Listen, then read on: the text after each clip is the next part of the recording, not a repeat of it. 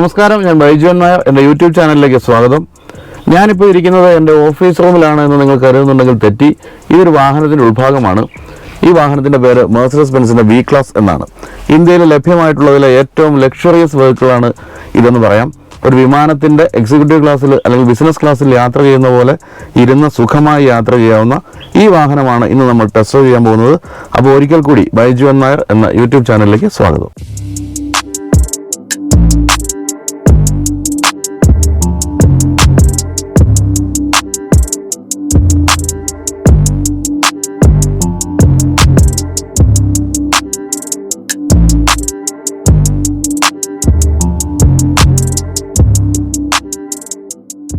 ഇന്ത്യയിലെ ഏറ്റവും ലക്ഷറിയസ് വാഹനമാണ് വി ക്ലാസ് എന്ന് ഞാൻ പറഞ്ഞല്ലോ. എന്നാൽ മെർസിഡസ് ബെൻസ് കുറച്ച് കാലമായി ഇത്തരത്തിലുള്ള വാഹനങ്ങൾ നിർമ്മിക്കാൻ ശ്രമിച്ചുകൊണ്ടിരിക്കുകയായിരുന്നു. പക്ഷേ അതിലെ ഏറ്റവും വലിയ സക്സസ് ആയത് വി ക്ലാസ് ആണെന്ന് പറയാം. ഇതിന് തുടക്കമെന്ന് പറയാവുന്നത് 1999 മെർസിഡസ് ബെൻസിൻ്റെ MB400, MB100 തുടങ്ങിയ 2 മിനി വാനുകൾ കൊണ്ടുവന്നുകൊണ്ടായിരുന്നു.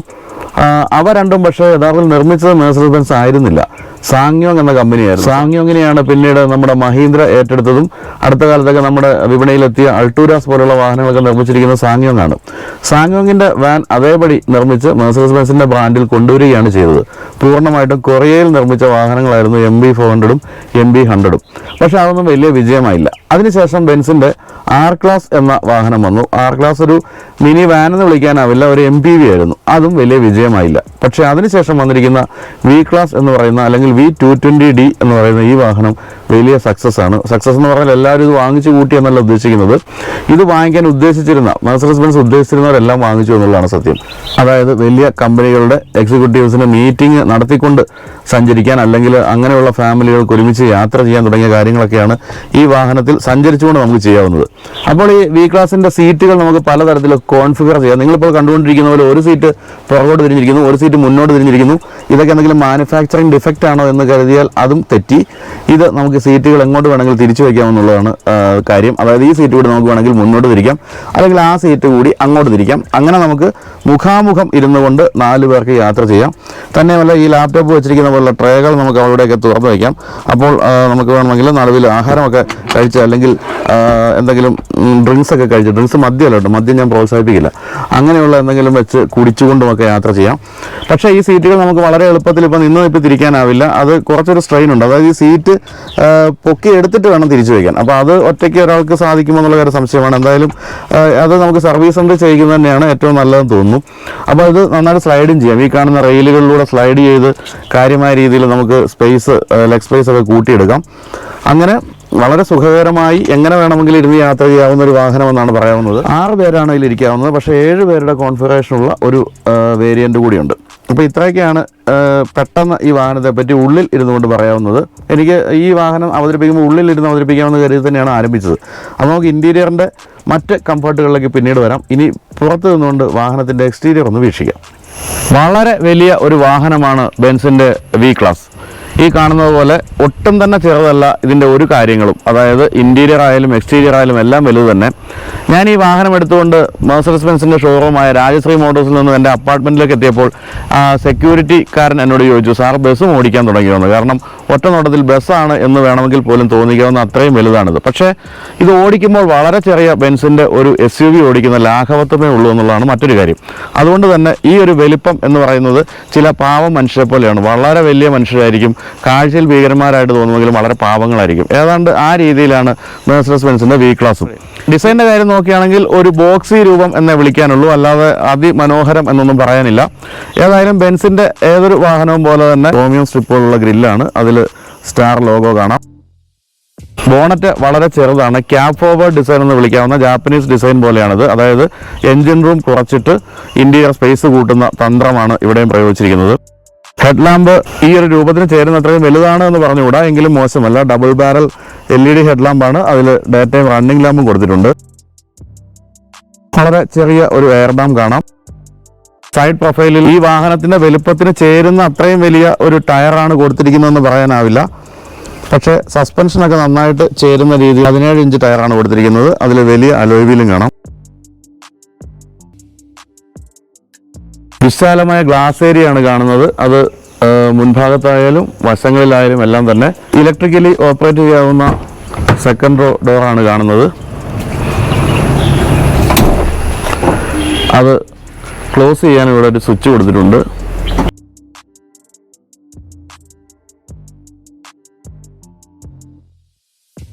വശക്കാഴ്ചയിലാണ് ഒരു മിനി ബസ്സിൻ്റെ വലിപ്പം നമുക്ക് ഈ വാഹനത്തിൽ തോന്നുന്നത്.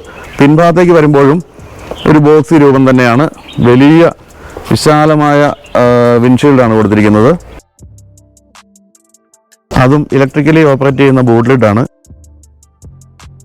ഇത്രയുമൊക്കെ സീറ്റുകൾ അഡ്ജസ്റ്റ് ചെയ്യാമെങ്കിൽ പോലും ഇത്രയും വിശാലമായ ബൂട്ട് സ്പേസ് ഉണ്ട് എന്നുള്ളതാണ് മറ്റൊരു പ്രധാനപ്പെട്ട കാര്യം. സ്പെയർ ടയർ കൊടുത്തിരിക്കുന്നത് ഇതിൻ്റെ അടിയിലാണ്. ആ ടയർ നമുക്ക് ഇന്നലെ ഉപയോഗിക്കേണ്ടി വന്നു. കാരണം ചിന്നക്കനാലിലേക്കുള്ള വളരെ മോശമായ റോഡ് പണി നടക്കുന്ന സ്ഥലങ്ങളിലൂടെ വരികയും ഒരു ടയർ പഞ്ചറാവുകയും ചെയ്തു. അങ്ങനെ ആ ടയർ നമ്മൾ മാറ്റിയിട്ടപ്പോൾ അതിൽ അലോയ് വീൽ ഉണ്ടായിരുന്നില്ല.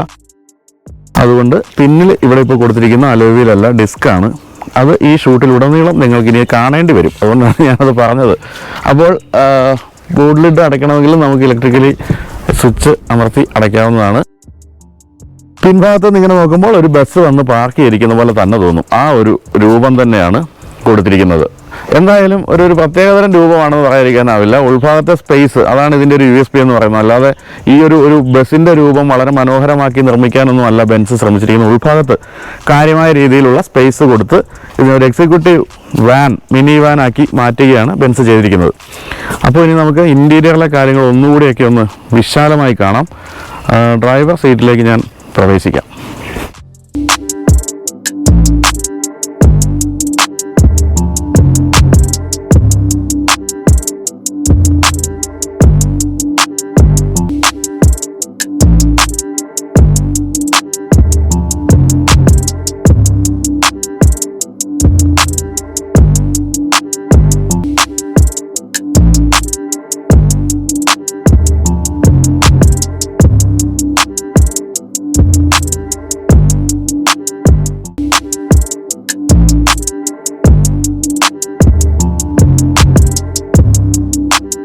ഈ വി ക്ലാസ് ഞാൻ ഇതിനു മുമ്പ് ഓടിച്ചിട്ടില്ല.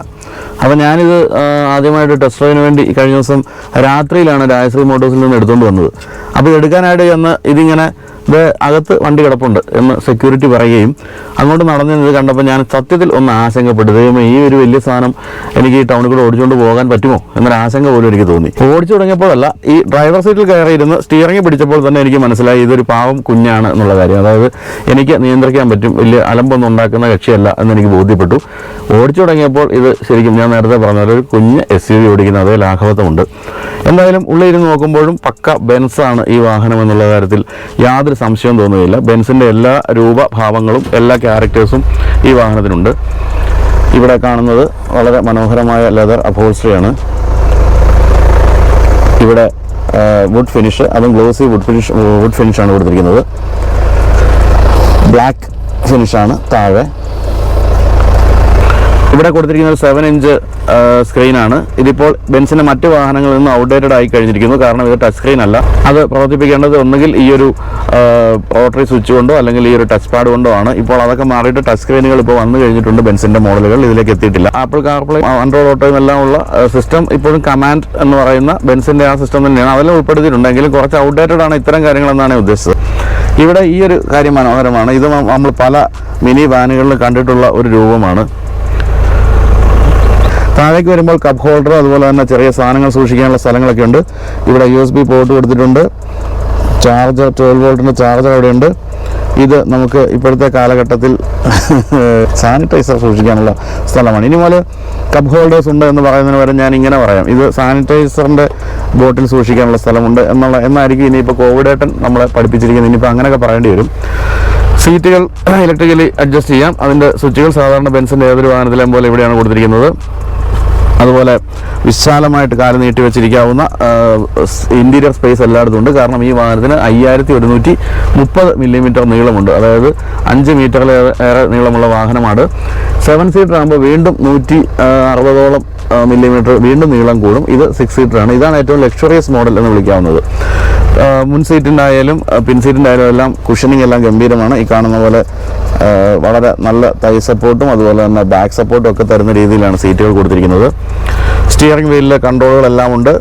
അതുപോലെ പാഡിൽ ഷിഫ്റ്റേഴ്സ് കൊടുത്തിട്ടുണ്ട്.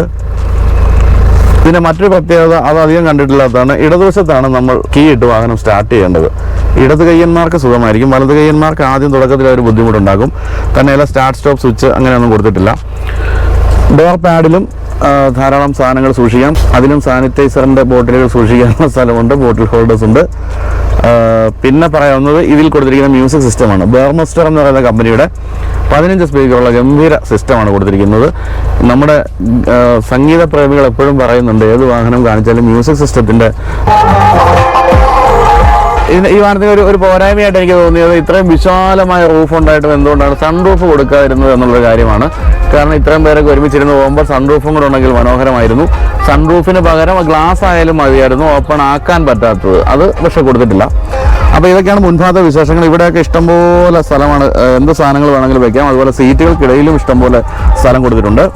അപ്പോൾ നമുക്ക് പിൻഭാഗത്തേക്ക് കയറി ഇരുന്നിട്ട് കുറച്ചുകൂടി ഒന്ന് അർമാദിക്കാം.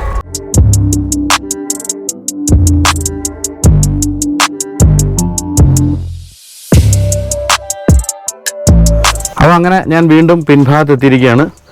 ഏതൊരു മനുഷ്യൻ അഹങ്കാരം തോന്നുന്ന രീതിയിലുള്ള പിൻഭാഗത്തെ സീറ്റുകളൊക്കെയാണ് കൊടുത്തിരിക്കുന്നത്. ഞാനൊരു സംഭവമാണ് എന്ന് എനിക്ക് തോന്നുന്ന രീതിയിൽ, അല്ലെങ്കിൽ എനിക്കിപ്പോൾ തോന്നി ആ രീതിയിലുള്ള ഇരിപ്പും കാര്യങ്ങളൊക്കെയാണ്. ഷൂട്ട് തുടങ്ങിയപ്പോൾ ഈ ഒരു ട്രേയുടെ കൺസോൾ പിന്നിലേക്ക് മാറിയാണിരുന്നത്. അത് ഞാൻ പിന്നീട് ഇങ്ങനെ നീക്കിയതാണ്. ഇതെങ്ങോട്ട് വേണമെങ്കിലും നമുക്ക് നീക്കിക്കൊണ്ട് പോകാം. അപ്പോൾ ഇവിടെ വെച്ചിട്ട് നമുക്ക് വിശാലമായിട്ട് ട്രേയൊക്കെ തുറന്ന് വെച്ച്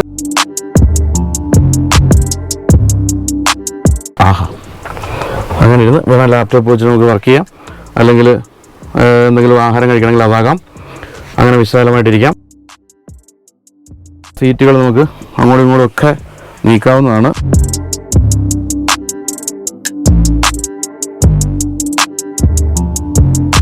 അതെല്ലാ സീറ്റുകളും അങ്ങനെ ഈ കാണുന്ന റെയിലൂടെ നിരക്കി നീക്കാം. അതുകൊണ്ട് എങ്ങനെ വേണമെങ്കിലും സ്ഥലം കണ്ടെത്തിയിരിക്കാം.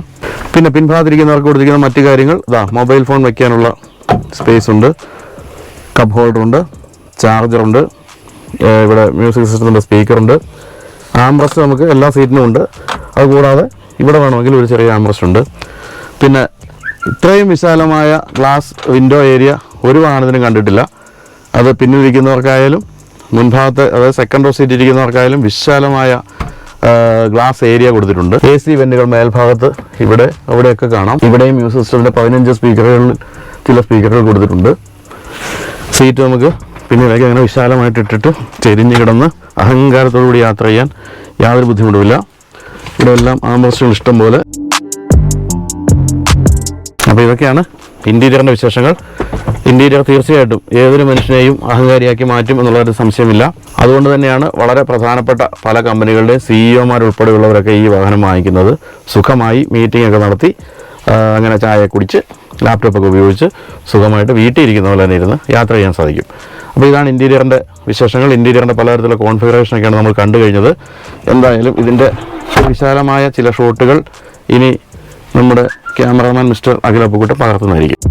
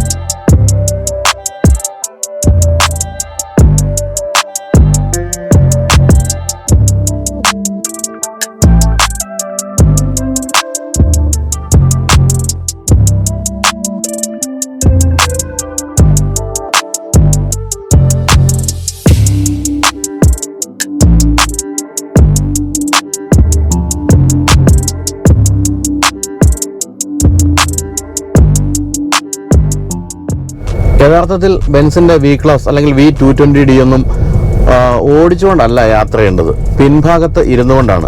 ഹലോ മിസ്റ്റർ പെരേര, നമ്മുടെ മുതലക്കുഞ്ഞുങ്ങൾ എങ്ങനെ ഇരിക്കുന്നു എന്നൊക്കെ ചോദിച്ചുകൊണ്ട് ഒരു പൈപ്പൊക്കെ കടിച്ച് പിൻഭാഗത്തിരിക്കുകയാണെങ്കിൽ അത് നല്ല സ്റ്റൈലാണ്. അല്ലാതെ ഇപ്പം ഓടിച്ചുകൊണ്ടിരിക്കുമ്പോൾ വലിയ സ്റ്റൈലൊന്നും കാണാനില്ല. കാരണം ഈ വാഹനത്തിൻ്റെ മുൻഭാഗം ഏതാണ്ട് ഡാഷ്ബോർഡ് അടക്കമുള്ള കാര്യങ്ങൾ നമ്മൾ ഏതൊരു ബെൻസിൻ്റെ വാഹനങ്ങളെ ഓർപ്പിക്കുന്നുണ്ട്. അതുകൊണ്ട് തന്നെ ഓടിക്കുകയല്ല ചെയ്യേണ്ടത്, പിൻഭാഗത്തിരുന്ന് യാത്ര ചെയ്യുകയാണ്. എന്തായാലും ഇത്രയും വലിയൊരു വാഹനത്തിൻ്റെ എഞ്ചിൻ എന്തായിരിക്കും എന്ന് അറിയാൻ പലർക്കും താല്പര്യമുണ്ടാകും. എന്തായാലും നിങ്ങൾ വിചാരിക്കുന്ന പോലെ ഒരു 5 ലിറ്റർ എഞ്ചിനൊന്നുമല്ല ഇതിലുള്ളത്. ബെൻസിൻ്റെ മറ്റ് പല വാഹനങ്ങളിലും കാണുന്ന പോലെ 2.1 ലിറ്റർ ഡീസൽ എഞ്ചിൻ തന്നെയാണ്. ഇപ്പോൾ അത് പല ബെൻസിൻ്റെ പുതിയ വാഹനങ്ങളിൽ 2.1 എന്നുള്ളത് മാറ്റി 2 ലിറ്റർ തന്നെ ആക്കിയിട്ടുണ്ട്.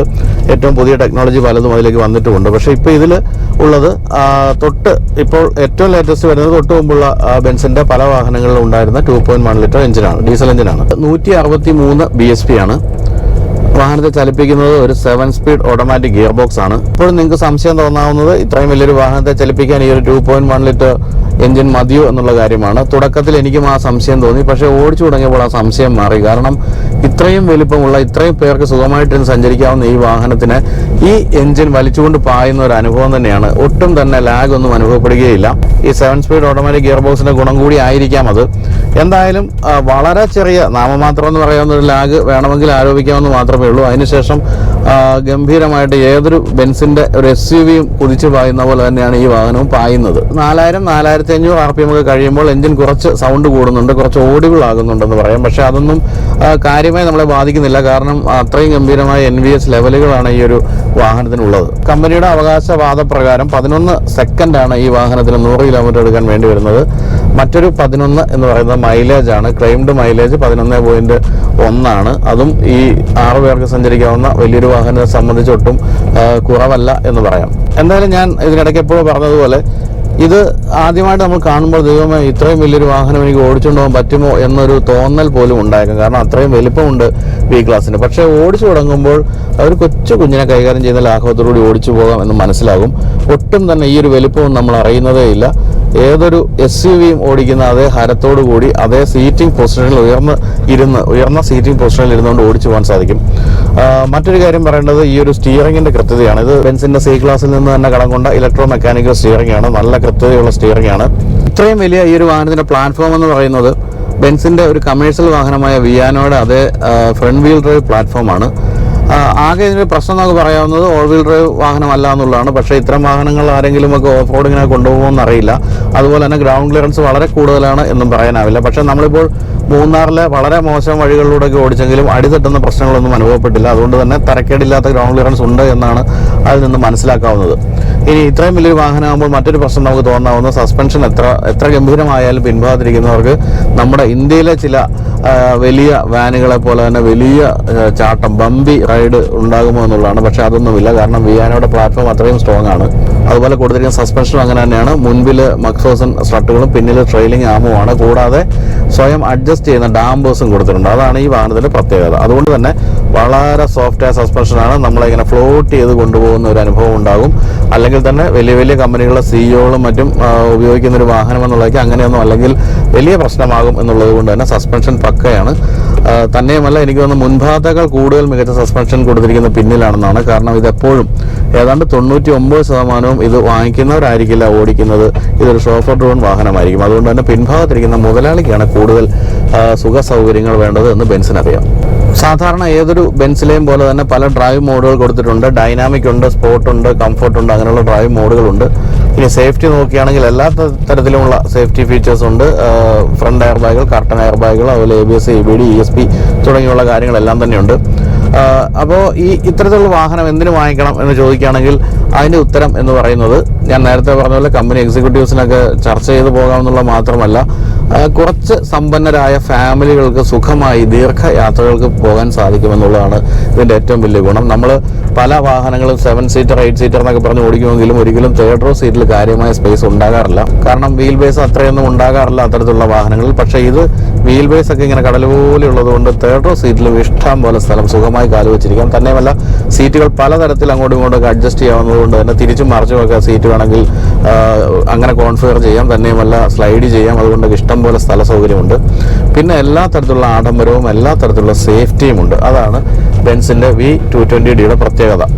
അപ്പോൾ ഇതാണ് പ്രധാനമായിട്ടും നമുക്ക് പറയാവുന്നത്. ഇങ്ങനെയുള്ളൊരു വലിയ വാഹനം ഷൂട്ട് ചെയ്യാൻ വേണ്ടിയാണ് നമ്മളിപ്പോൾ മൂന്നാർ പോലൊരു സ്ഥലത്തേക്ക് പോകുന്നത്. എറണാകുളത്ത് നഗരത്തിൽ മാത്രം ഓടിച്ച് ഷൂട്ട് ചെയ്യേണ്ടവനല്ല ഇവൻ എന്നുള്ള ബോധ്യത്തിൽ നിന്നാണ് ഈ ഒരു നീണ്ട ടെസ്റ്റ് ഡ്രൈവ് തിരഞ്ഞെടുത്തത് ഈ ഒരു കോവിഡ് കാലത്ത്.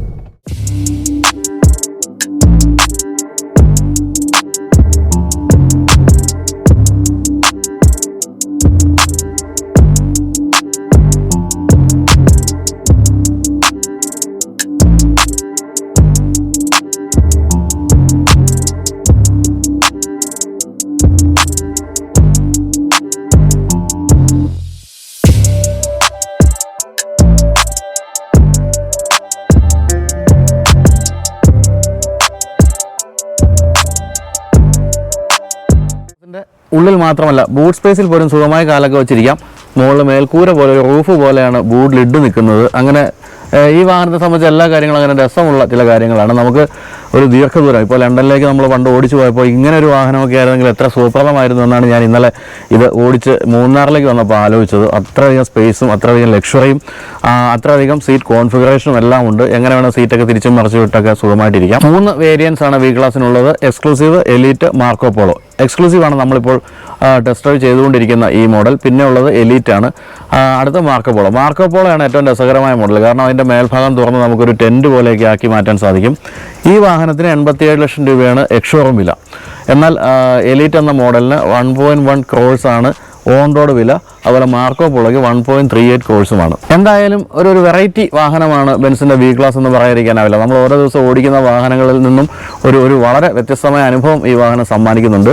കുടുംബമായിട്ടൊക്കെ യാത്ര ചെയ്യണമെങ്കിൽ ഇത്രയും ഇൻറ്റീരിയർ സ്പേസ് ഉള്ളൊരു വാഹനം വേറെ ഇല്ല എന്ന് പറയാം. അതുപോലെ തന്നെ എക്സിക്യൂട്ടീവ്സിന് മീറ്റിംഗ് നടത്തിക്കൊണ്ട് യാത്ര ചെയ്യാം. ഒരു വീടിനകത്തിരുന്നുകൊണ്ട് യാത്ര ചെയ്യുന്ന പോലെ തന്നെയാണെന്ന് തോന്നുക. അതുപോലെ തന്നെ സസ്പെൻഷനൊക്കെ അതിമനോഹരമാണ്. വളരെ മോശം വഴികൾ കൂടിയാണ് നമ്മൾ ഇന്നലെ ഓടിച്ചു വന്നത്. എന്നിട്ടും പിൻഭാഗത്തൊന്നും യാതൊരു ബോഡി റോളും ഇല്ല, യാതൊരു ചാട്ടവുമില്ല എന്നൊക്കെ പറയാം. സാധാരണഗതിയിൽ ഇത്രയും നീളമുള്ളൊരു വാഹനമാകുമ്പോൾ തീർച്ചയായിട്ടും നമുക്ക് അതൊക്കെ പ്രതീക്ഷിക്കാം. പക്ഷേ അതൊന്നുമില്ല. അതെല്ലാം ബെൻസിൻ്റെ എഞ്ചിനീയറിങ്ങിൻ്റെ മികവാണ്. അപ്പോൾ ഇതൊക്കെയാണ് വി ക്ലാസിൻ്റെ സവിശേഷതകൾ. നമ്മളിപ്പോൾ ഗോൾഡൻ റിഡ്ജ് എന്ന് പറയുന്ന റിസോർട്ടിലാണ് ഇന്നലെ താമസിച്ചത്. അതിൻ്റെ മുറ്റത്ത് വെച്ചാണ് നമ്മൾ ഈ വാഹനം ഷൂട്ട് ചെയ്തുകൊണ്ടിരിക്കുന്നത്. ഇന്നലെ വരുന്ന വഴി ഫുൾ മഴയായിരുന്നുകൊണ്ട് കുറച്ച് ഷൂട്ടൊക്കെ ബാക്കിയുണ്ടായിരുന്നു. ഇന്ന് രാവിലെ ഇപ്പോൾ ആ ഷൂട്ടൊക്കെ തീർത്തു.